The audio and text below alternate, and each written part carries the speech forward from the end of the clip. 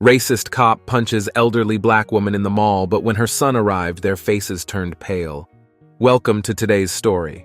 But before we get into it, let us know where you're watching from. And if this story of love and resilience touches you, be sure to subscribe. The morning sun filtered through the curtains of Louise Patterson's cozy kitchen. It was one of those peaceful mornings that had come to define her life in the small town of Silver Creek. Louise, now 73, moved with the gentle precision of someone who had seen and experienced much in her lifetime. The aroma of freshly brewed coffee filled the room, and as she took a sip, she gazed out the window at her garden, a place she had tended to over the years. Each flower and plant held memories of moments when she needed something to care for. Her husband, Harold, had passed away 5 years ago, and although the ache of his absence still lingered, Louise found comfort in her daily routines.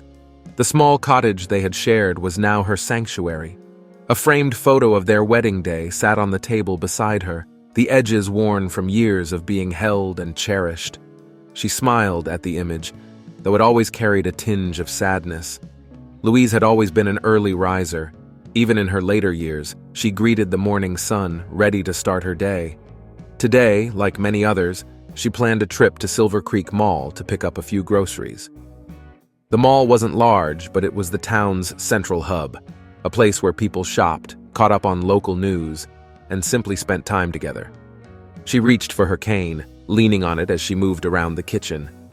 Her body wasn't as agile as it once was, the years having slowed her down, but her determination remained strong. The rhythmic tapping of her cane on the floor was a familiar sound, marking her movements as she went about her day. Despite the challenges of aging, Louise was proud of her independence. She still drove herself, handled her own errands, and managed her household. Her son, Mr. Brooks George, often suggested she accept more help, but she valued her self-sufficiency. Thinking of Brooks made her smile. He was a good son, a man who had dedicated his life to serving others as a police officer in the city. His demanding job kept him busy, but without fail, he called her every day to check in. Though sometimes she felt he worried too much, it was the nature of his work that made him cautious. He had seen too many difficult things in his line of duty. As she got ready to head out for the day, Louise's thoughts drifted back to her conversation with Brooks the night before. He had been his usual protective self, reminding her to call if she needed anything. Louise finished her coffee, setting the cup gently in the sink before grabbing her keys and heading out the door. The crisp morning air greeted her as she made her way to her old but reliable sedan. Driving had always been a symbol of freedom for her, one she wasn't ready to give up. She pulled out of the driveway, the familiar streets of Silver Creek rolling past her windows. When she arrived at Silver Creek Mall, she parked near the entrance, grateful for the close spot. The mall, though modest, bustled with activity. Families doing their weekend shopping, teenagers wandering aimlessly, and older residents like her enjoying the sense of community the place provided. She stepped out of her car and made her way inside, her cane softly tapping against the floor with each step. As Louise walked towards the grocery store, she noticed a young police officer standing near the entrance, chatting casually with a few people. She paid no mind to him at first, focused on her shopping list and the items she needed to pick up. But just as she approached the entrance, something strange happened. The officer's gaze locked onto her, his expression changing from casual to something colder, more menacing. Louise had experienced this before. Despite living in Silver Creek for decades, there were still those who saw only her skin color and made snap judgments. She'd learned to brush it off over the years, but today, the air felt different. The officer, Officer Miller, walked toward her, his posture stiff and confrontational. "Hey you!" he called out, his voice loud enough to draw attention from those nearby. "What are you doing here?" Louise stopped, confused.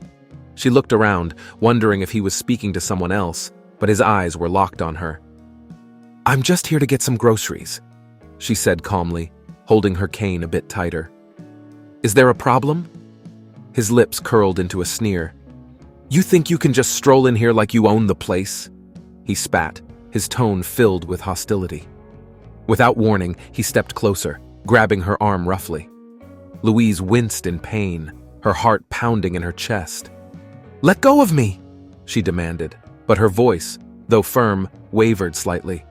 Before she could process what was happening, Officer Miller shoved her against the wall, his fist crashing into her chest. She gasped, the shock of the assault reverberating through her frail body.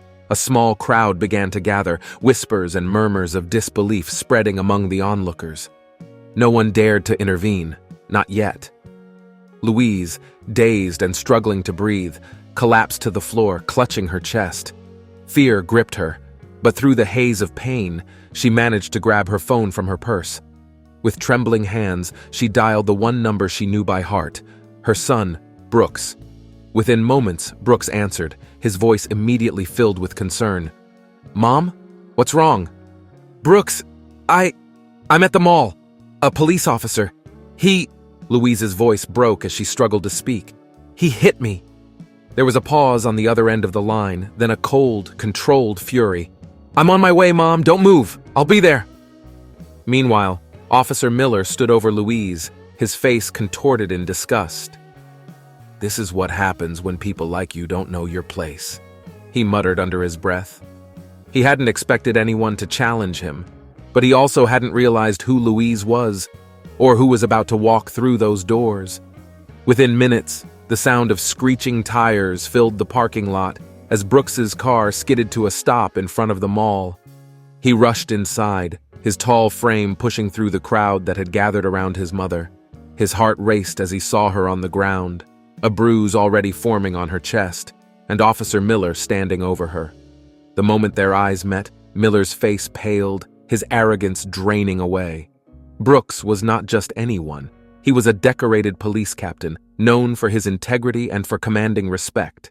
And now, his mother lay on the ground, hurt by one of his own.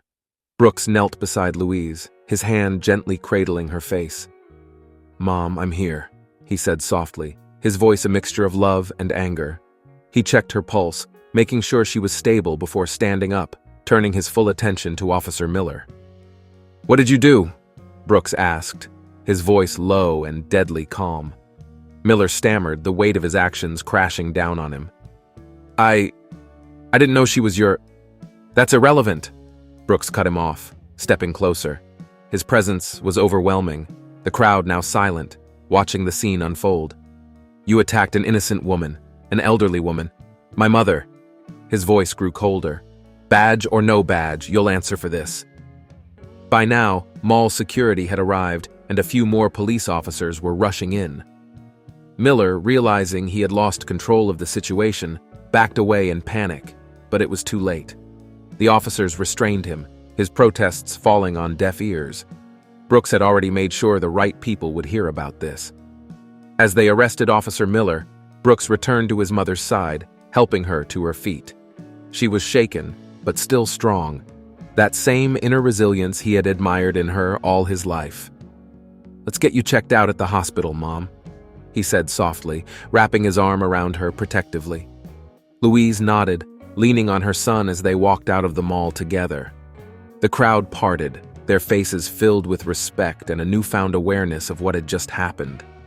Louise had always prided herself on her independence, but in that moment, she was grateful for the strength of her son by her side. And as they left, one thing was clear. No one would forget what had happened that day, and Brooks George would ensure justice was served, not just for his mother, but for everyone who had ever faced such hate. In the aftermath, Officer Miller was fired, facing charges for his assault. And in Silver Creek, the story of Louise Patterson, the strong woman who stood tall even in the face of injustice, would be told for years to come. Leave a comment if you enjoyed this story. It doesn't cost you anything, and you'll make me very happy. Thank you, and I look forward to your like.